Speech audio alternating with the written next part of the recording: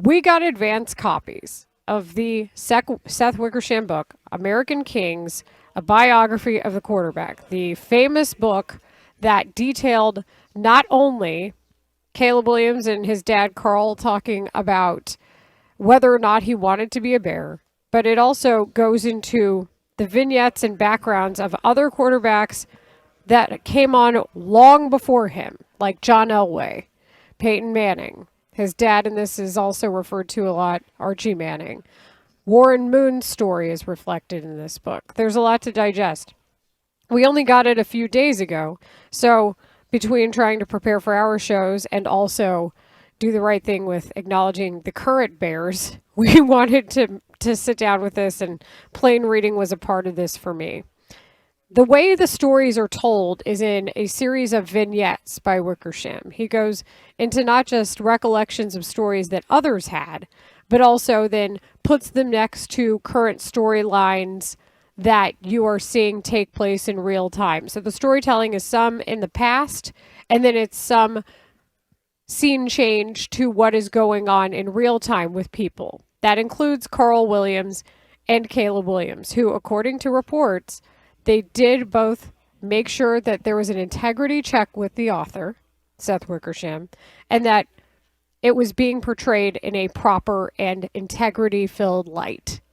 No, I think the process, and we talked to Seth Wickersham when we first learned this book was coming out because of the ESPN article, which highlighted some of the things that Caleb Williams was going through as a Chicago Bear. I like the process there. The vignette format of the book was interesting.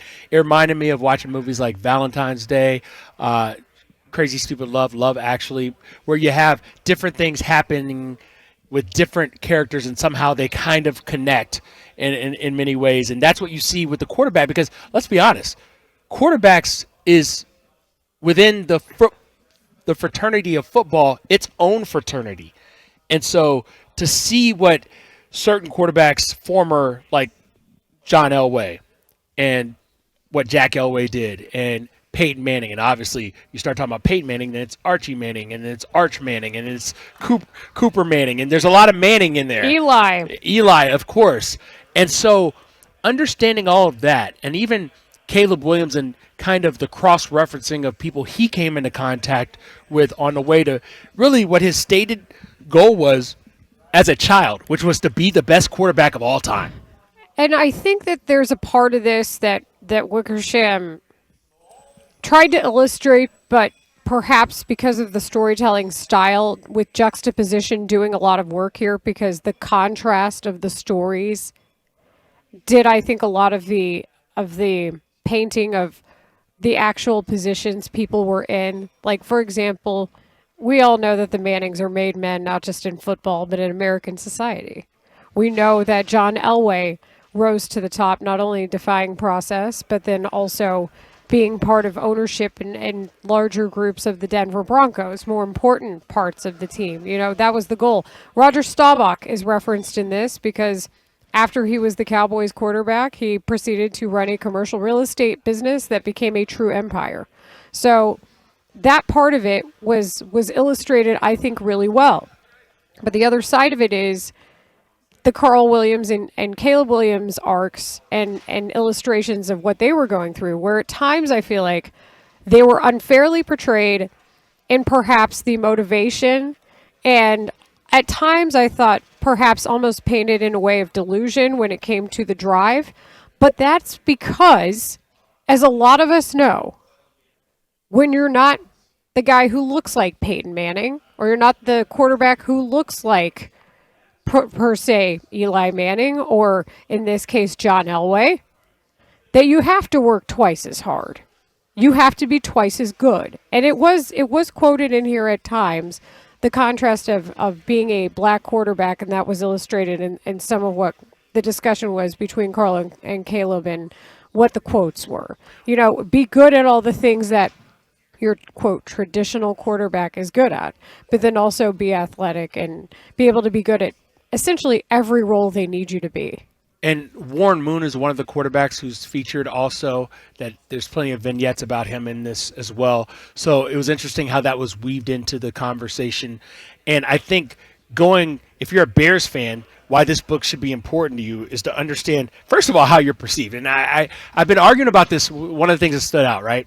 The nuclear option. I felt like we got a very defined defined definition about what the nuclear option was. It was this simple. It was, we're going to force a trade no matter what. That's what the nuclear option was, according to Carl and Caleb Williams and their planning. Carl was ready to do it, to say, if you draft us, we're not going. You're going to have to trade us. And Ryan Poles ultimately saying, we're drafting you anyway. That's the way it's going to be. And Caleb saying, I'm good with it. I'll make it work. Now, John Greenberg, again, and I think this is worth mentioning a few times, said that there was a fact-checking session with Caleb and Carl in January. And that meant that, I think, and therefore, they were going to make sure that what was said about them in the book was indeed correct. This is an embedded author. They let him into their process. And I think that's very important to note in all of this, because what came out about the book initially, it sounded like people were reacting to investigative gotcha-style journalism, akin to what we saw Jesse Rogers report about Kyle Tucker previously. But that's not what this was. This was an invited presence, so much so that you learn about what Carl Williams and Caleb did when he was in 5th grade. When he decided at that point, when Caleb said he wanted to do this, that running back wasn't going to be his fate, that it became clean food, no more fast food when you're in 5th grade, what he had to do, what Caleb agreed to do with his dad to try to make this work. One of the quotes in here says, word about Carl Williams had started to spread in NFL circles, that he was a combination of Marv Marinovich, the poster boy for out-of-control quarterback dads, that he was Jack Elway or Archie Manning, only with a less talented son. And that right there tells me why he felt the need to work so hard. So once you read this book in September, keep that in mind. Keep that in mind, that perception is there no matter what you do out of the gate. Strong comparison that I got while reading this was remembering the interview, I don't know if you remember this, Leila, that Venus Williams did at a young age, where Richard Williams, her father, her tennis coach, had to stop the interview because she had answered a question. And the interviewer was basically like, well, why do you think you can do this? It's like, she already answered you, bro. Like, why are you trying to get an answer out of a child to suit what narrative you're trying to create? You're not going to sit here and berate my child when I've given her a certain level of confidence. And we all know what happened with Venus Williams and her younger sister, Serena. And that would not have been possible without a certain installation of self-confidence and self-worth that a lot of athletes don't have because their parents are the ones turning them over to coaches as opposed to keeping them on the straight and narrow themselves. And that's what I feel like Carl Williams was doing with Caleb Williams. The one story that illustrates that the best is when Carl Williams in this book goes to wake up Caleb Williams for an early morning workout, and Caleb Williams is like, and Carl... Like 4 a.m., right? Yes. Not your time of 5 a.m. No, this was even earlier than that. And Carl Williams said he thought that Caleb thought he was going to, rip the sheets off the bed and say, get up, it's time to go. He didn't do that. He just turned around, started walking out the room, and that was motivation enough for Caleb to be like, I guess it is me.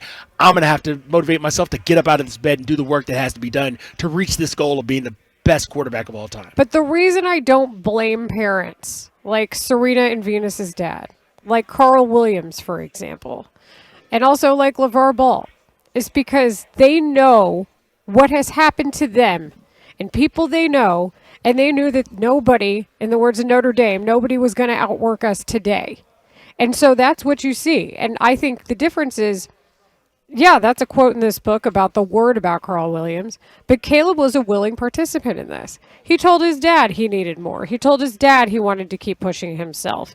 And I think Carl is right when it comes to the CBA and how it forces quarterbacks to play in certain ways, and how the new CBA is particularly stringent and without loopholes, as we've seen, when it comes to player freedom and what was going to go on. I don't think he's wrong in that at all. But when you read this book, there are also points here that were made, similar to the articles that have come out, about how there was very much a purposeful process to not play in Chicago. Like, you need to understand that part of it, too. And I think it's, when I was reading it, I kept thinking to myself, is this because you would feel like all the work that you did would go down the drain because of timing of who had the first overall pick? your life's work at this point. We're talking about American Kings, a biography of the quarterback by author Seth Wickersham of ESPN. He's the ESPN senior writer, and it's a phenomenal job of taking years of work here and putting it together for this book, which I think is a revealing look behind the scenes at the quarterback position. And I want to give the framing that Seth Wickersham in the beginning of this book talks about how he wanted to be a quarterback and how his quarterback dream ended when his junior year he was not going to be the backup quarterback on varsity. Instead, they said, you know, you guys over here on varsity, you guys on JV. They read his name. They pointed to the JV side. He becomes a receiver. That's the end of his story as a quarterback. But he has this certain just the way he levitates the quarterback position above all other things in sports and what that means, not only on the field, but in life, to be a quarterback, whether it's in high school, college, the NFL. And that's the framing through which this story is told. Well, yeah, I mean, you even see it in the title, American Kings. Typically, there's only one, you know that, per country? But I think that was a clever way of putting it and also very correct to what you're seeing. Some of the other highlights in this that I think are important was that a lot of people had the visual of Caleb Williams crying on the sideline at USC. Well, here it says, Trivers knew that cry, Trivers being his previous coach in high school. Caleb always cried. Cried after wins, definitely after losses. That changes the discussion, doesn't it? Yeah, it really does. Trivers is the guy, Randy Trivers, the head coach at Gonzaga College High School at the time, was the one who started Caleb Williams as a freshman in high school when he knew he was going to get a lot of the blame if things did not go well. And until he completed a big Hail Mary in the city championship game, things weren't necessarily going well for Caleb Williams. Now, there's a lot of other parts of this, too, that I think are very interesting. We're just touching on the Caleb Williams parts. This is Rahimi and Harris on 670 The Score, broadcasting live from the ballroom here at Circa Resort and Casino in Las Vegas. Our segment, by the way, is brought to you by AlmostFreeTeeth.com. Save on dental implants today. And as we continue to examine this book, for example, there's a lot in here about Tom Brady and Giselle and the dissolution of their relationship. And I think that is a part of this too, because it's set against the backdrop of also what Caleb Williams wants to do. So that kind of opens up the discussion here. There's a part where there's a conversation that's quoted between Brady and Giselle, and she says, "What more do you have to prove?" And then, you know, Super Bowl number 7 occurs, and then Caleb says to Carl, "I want 8."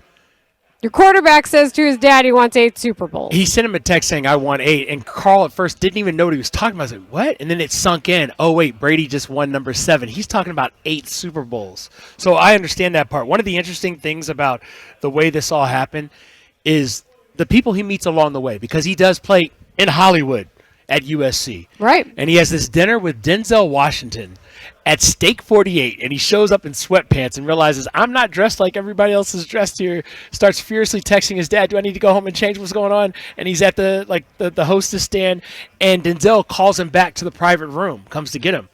And I think having a conversation with Denzel Washington, and the end result of that being that Denzel tells him, you're going to have to set your own sail, and that basically you're going to be alone on this journey. I think that did a lot of work in how Caleb looks at not only what he's gone through to get here, right, but also what he's going to have to do to go forward. That part of it, I think, is really well communicated in this book. The exclusivity. And understanding that, yes, Caleb Williams hangs out with Denzel Washington at Steak 48 in L.A. Like, that's, if that doesn't put it into context. And that was really what Wickersham was trying to do. And I think a big part of this, too, also, is that my takeaway from that is that after seeing what he did on First Take, calling out the Cowboys, hilarious, and then talking to Caleb, I need more Denzel Washington on football. I need it immediately. On sports. I need him to talk more about sports all the time. And I guess technically we are a version of talking heads to him, but like I get it. I get everything he's saying. in terms of his criticisms and everything else. But I'm glad that you're getting more background on Caleb. And that's why I think Bears fans should read this book to understand the quarterback position maybe a little bit better and the variance of that position depending on who you are. Well, and I did come away from it a lot of times thinking to myself, they're correct. Like, Carl is correct. This CBA is incredibly limiting for the players who actually make the NFL run. And he's even more vindicated, I think, when you consider the mess that has happened with the Players Association. You know, we've talked about it with Mike Florio quite a bit. I feel like he was spot on. And when that first article came out, when he's talking about tape, and that was confirmed, by the way, that was confirmed that was a concern of Caleb's. In the fact-checking sessions, that was part of it. I feel like he was a father trying to protect his son.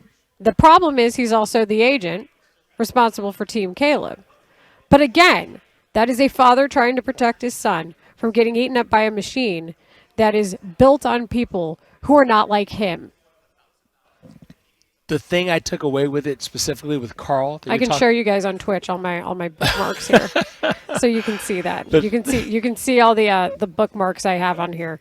She's duly noted. I put all my notes into a document electronically, so I can. A lot more organized. But well, I don't know if it's a lot more organized. It's easier for me to flip. It's organized in a different way, and I have like the page number for all my references and everything else. So I'll tell you, when you get to this book, you might want to go to page 335 because that's where it starts with this quote. Flipping now. We're drafting you no matter what, end quote. Bears general manager Ryan Poles told Caleb Williams. Now, see, here's why, and you get more context in this book, why that did not go over well with Carl Williams. Once you understand what the process was for Caleb deciding where he was going to play quarterback in college, and the fact that they understood that whoever I go play for quarterback in college, it's with one goal in mind. That goal is to be the number one drafted quarterback when I'm done playing in college, and to get some glory along the way, a.k.a. a Heisman Trophy. We're talking about Caleb Williams here on Rahimi and Harris. We're broadcasting live from the Galaxy Ballroom here at Circa Resort and Casino, part of Football Contest Weekend. I hope you will join us tomorrow, by the way. We're going to be outside, cabana style, right? Stadium swim. I've never been. Leila talks beautifully about it, so I can't wait to get out there. Going out there after the show. Which will be 100-plus degree heat. But Carl Williams, the reason that they went with Lincoln Riley in college is because he had Baker Mayfield as a quarterback prior. He had other guys who had shown that they could be top of the line in college and have successful NFL careers. So to go through all these processes where you had picked a specific high school, you had picked a specific college, you had picked specific coaches to work with, who to avoid on the quarterback manufacturing circuit, over $80,000 spent in high school in trying to get your guy to be the best quarterback, a guy who was starting as a freshman at 5'9", a runt of a quarterback, but got the job done. And now all of a sudden you're told you're going to go play for a defensive-minded coach in Matt Eberflus, and nothing that Shane Waldron is doing is impressing you? And that was part of it, too. Do I want to go there? Williams told his confidants. I don't think I can do it with Waldron. Narrator. Well, he couldn't because nobody could. Carl had made it known to the Bears through third parties that he hated the hiring of Waldron, a Phillips Academy graduate who had briefly served as tight ends coach for both the Patriots during their dynastic reign and for the Los Angeles Rams. Waldron had a good reputation around the league, but Carl wanted the Bears to hire someone who was the brains behind the league's most dynamic offenses. Who does that remind you of? Not someone who had learned how to carry over a playbook. Caleb was wary, too. He asked those close to him, what do you think about the Bears? What do you think? Not just what my dad think. Bad organizations are usually bad for a reason, most replied. So when they went out and tried to get independent thoughts on the Bears as a place for a top quarterback to land, what you're left with is that last sentence in the vignette. But here's my question. Who wouldn't do the same? No one. Even if just like we heard Kyle Tucker say to the media earlier today, he thinks that he can be the one to help the Cubs today. That's how they're wired. Even if you think you can do a lot. Caleb Williams, is checking himself and saying, not does what my dad say, do you think I could do this? He was doing his part. And I think that is the grace that he deserves to be given when it comes to all of the excerpts that we're seeing. Now, Did he have every right to think that? Yes. Should he have addressed it, which he did? Yes. But are we going to talk about what's in here because it was fact-checked in good faith? Absolutely.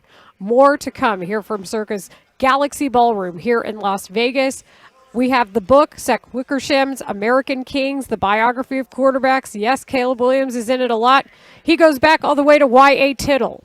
So we will discuss some more about this coming up next. This is Rahimi and Harris live from Las Vegas on 670 The Score. And in the meantime, we got advance copies of the Seth Wickersham book, American Kings, a biography of the quarterback, where he goes into 400 pages worth of stories going back to, I mentioned earlier, Y.A. Tittle, John Elway, the Manning family, all illustrated in depth here. Even Tom Brady, even Giselle. Sean Peyton is quoted a lot as well. And yes, the storyline of the efforts of Carl and Caleb Williams to not only be the first overall pick in the draft, but to succeed in high school, to succeed at USC, to go to Oklahoma and follow Lincoln Riley, all of that illustrated and, as John Greenberg originally reported, fact-checked back in January. And we were talking about some of our biggest takeaways in this, and we don't have a lot of time left, and I know a lot of people have a lot of questions. We're already seeing people say they want to pre-order the book, and we're not trying to sell it, but we are here to help give some context. What were some other aspects that I think you wanted to touch on? Because I feel like I did a lot of what I noticed first. Leila, let's go to page 318 of today's required reading. And I want to talk about this. So I have that bookmarked. first, the notion that every time there's a quarterback that is being mentioned as a possible number one overall pick, which seems like it's becoming more and more common, not like once every couple of years or 2 out of 3 years, but now it's like almost an every year thing, the way the quarterback position in the NFL. There's a certain foil level to it. And Caleb Williams had Drake May as his designated foil, as the guy with his nemesis, right? Before Jane Daniels really burst onto the picture by actually winning the Heisman, that's who he was compared to a lot of the times. So we get to the combine. Drake May, you say, after all of what we talked about in the last segment. Kind of the point we're trying to make here, too. They say Drake May went by the book, according to Wickersham. He signed with Creative Artists Agency. That's a big agency. He met with the press. Unlike with Williams, where there was no question about whether he would play for the team to draft him, not only was there doubt over whether Williams would sign with the Bears, we didn't know if he would show up in Indianapolis, let alone, throw for the scouts. But he did show up, and when he showed up, that's when the legend of Carl Williams kind of took off, according to this, because he was meeting with many agents. Carl was. He had waited for years for this moment. That's the words of Seth Wickersham, telling many of those agents, quote, "I don't want my son playing for the Bears," end quote. And so what were Williams' options? This is where they started about playing for the upstart United Football League, and then they could re-enter the draft, or sign for the league minimum and then try to be cut after a year. That's crazy. And then it was like, well, maybe we could, go back to college. But the problem is if you go back to college, now you're delaying that second contract in the NFL. And that's the problem, because you sign the 4-year with a team 5th-year option as a first-round pick. And then if you don't like the team you're with, either they've hurt your value or 3 straight years of being franchised, and then you're 30 years old before you get your second contract. What did we say yesterday? That Tyson Bagent is the first Bears quarterback that had been extended since Jay Cutler in 2014. That illustrates the exact point here. The second contract for the quarterback is what matters the most. This quote is let's just read it together. Chicago's head coach, Matt Eberflus, had spent his entire 22-year coaching career on the defensive side of the ball. He had won 10 games in 2 years, and the Bears, under his direction and in an offense-friendly era, had scored 40 points in a game only once. Can't wait for my first comfy Monday because I'm still waiting on it. Also, I appreciate this from 262. I love Caleb, but as a top draft prospect, you almost have to know the odds are good. You're going to a something I can't read on there, a blank team. And I understand that. And that's part of this. But he thought that he was going to try to do everything he possibly could. And one thing that also is worth reiterating from the reports that we've seen so far is, yes, indeed, Carl Williams talked to everybody legally he possibly could about trying to get out of being drafted first overall for his son. Including other fathers who have been through the same situation. Cue Archie Manning, Cue Jack Elway, guys who had successfully gotten their sons to better situations in their opinions. The haves, and I think that was part of this too. Is that's why they were illustrated in these archetypal roles. That's why they were illustrated as being so above everything and just made men, as I said earlier. And then there's the illustration about Kevin O'Connell. Williams met with a handful of teams in Indianapolis at the Combine. His meeting with the Bears at 10:40 p.m. Wednesday. How it went depended on which side of the table you were on. The Bears saw a fine young quarterback who could handle the media market. He can. Caleb was polite and affable, but felt like the team was testing him, peppering him with questions rather than trying to form a bond. It was an awkward setting, speed dating in a stadium site. Caleb later told associates that he didn't vibe with anyone, not like he did, for instance, with the Minnesota Vikings. Dun, dun, dun. Williams appreciated how Kevin O'Connell, the Vikings head coach, thought about quarterbacks, how he spoke of them, his scars from having tried to be one. Matt Eberflus wasn't a quarterback, is what you're saying? And that's, I think, part of the illustration of the issue of how this goes back to so much more. The very basis of who you're hiring and the very basis of why organizations think certain ways. We see the end result in the games. But when you consider that part of it, what's happening backstage, how they're being talked to. Even when I think about Matt Eberflus saying the term complementary football over and over again. And he's got his own system that created him too, by the way. And he succeeded in it. When you can be a head coach or a defensive coordinator in the NFL for as long as he has, that's still success. Was he a successful head coach? No.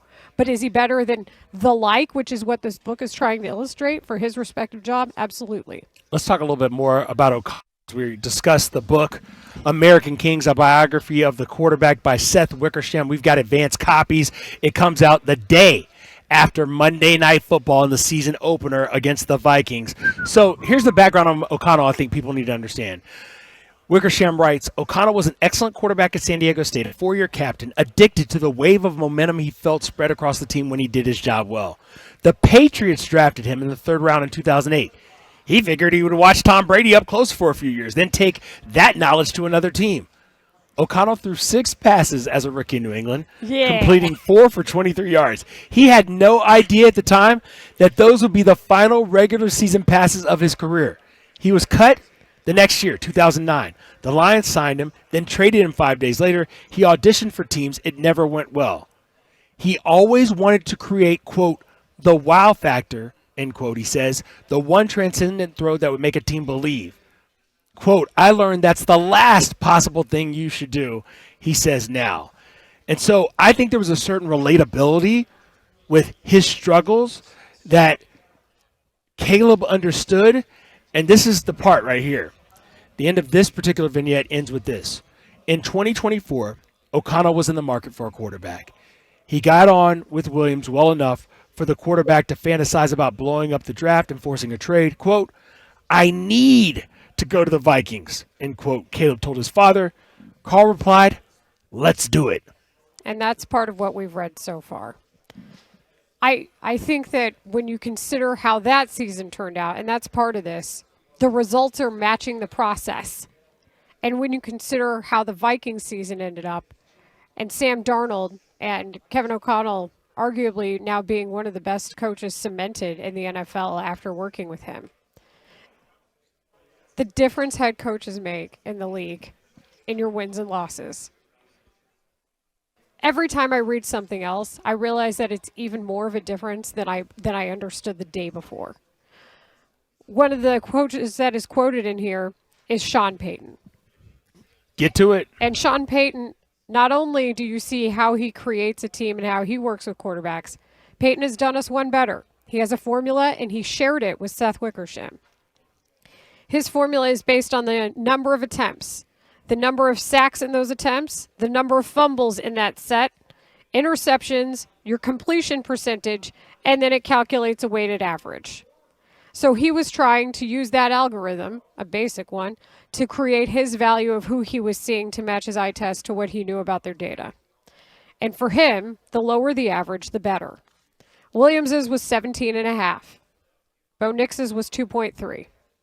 And that's where, as you read the Greenberg article earlier, or at least you may be familiar with it, the quote came from, "I'll get criticized for taking Nix at 12, Peyton tells me of Nix. I don't give a blank. 3 years from now is what I'm worried about." And that was a big piece of it for me as well, was understanding not only those pieces, but then Sean Payton talking about how the NFL is about confusion. It's not just execution, it's confusion. I hope that you are tired of listening to the story about Ed Reed mirroring Peyton Manning, so much so to the point where the extra move of him faking out the faking out of the faking out, It's too many layers. is what caused catastrophic failure for that drive. Bill Belichick talks about it effusively for a reason. I feel like it was a sea change moment in the NFL, where that is literally changing the game, what he did. And it was that point where you realize not only are you mocking up the details, you're mocking up the end result of this 5 times and figuring out what the 6th time is, knowing that they've already gone through the 5. The way that he illustrates that in this book, I think, is absolutely huge. I love the understanding of how quarterback is played by so many different people trying to get the same end result. But it can be done in a variety of ways. Whether you're the quarterback on the field, whether you're the coach coaching the quarterback, there's more than one way to get this done. But ultimately, my biggest takeaway from this book, Leila, is that Carl and Caleb Williams wanted to reverse engineer being at Tom Brady level, really above Tom Brady level, and not in terms of the end of the career, but just where they were drafted to be in the best spot. They successfully did that almost to the point, except for the Bears. But really, if you think about it, they just had 1 year delayed from their ultimate goal, which is getting a guy who is the brains behind everything, and now the head coach, Ben Johnson, the Chicago Bears. And that's why I have a strong belief that Caleb Williams will do anything, everything to make Ben Johnson happy and to get on his level. Right. That's what you just come away knowing him better, and you come away understanding how he got to this position better, and that is always important. I also want to leave you with this, and this segment, by the way, is brought to you by almostfreeteeth.com. Save on dental implants today. The way the Caleb Williams arc ends, they paint the picture of Jaden Daniels, and they go into, Wickersham goes into what happened with Jaden Daniels. And of course, the game between the Bears and the Commanders gets brought up. Tomorrow, a building of grown-ups would look to Williams for hope. Not all of them would be in his corner. When football season arrived, the Bears started 4-2. Williams was still unsure of the Bears' operation. He liked the coaches as people, but struggled to connect with them as football minds. One of us. At times, he would watch film alone, with no instruction or guidance from the coaches. "No one tells me what to watch," Caleb told his dad. "I just turn it on," end quote. The Bears' success felt fragile like it always does in the NFL, and soon it ended. In the final minutes of the 7th game against Daniels and the Commanders, Williams led the Bears 62 yards down the field, and Chicago scored a go-ahead touchdown with 31 seconds left. Ball game, it appeared. But Daniels got the ball. Washington moved to midfield, and as time expired, launched a Hail Mary down the center of the field. It was tipped and caught for a touchdown. Washington won. Daniels essentially clinched the Offensive Rookie of the Year award with that throw. When Daniels was officially given the trophy 3 months later, it seemed like a formality. The Bears, meanwhile, self-destructed. After 3 consecutive losses, Shane Waldron was fired. A little more than 2 weeks later, after 6 straight losses, including a Thanksgiving Day clock management debacle against the Vikings and Kevin O'Connell, Matt Eberflus was fired. The Bears lost 4 more games in a row after that. Also, there's a typo in here. That's supposed to be the Lions, as we know. The Bears lost 4 more games in a row after that, 10 straight in all, before beating the Green Bay Packers in the final week of the season on a Williams-led game-winning drive in the closing seconds. Williams generally played well as a rookie. He threw 20 touchdowns, only 6 interceptions. But the year went close to what Carl had predicted and feared. Caleb was sacked 68 times, third most by any quarterback ever. He often held the ball too long, failing to see open receivers. In mid-January, the Bears hired Detroit Lions offensive coordinator Ben Johnson as head coach, and Carl kept trying to remind himself of what he told his son countless times during the joy of his rise. You have to find a way to manufacture belief.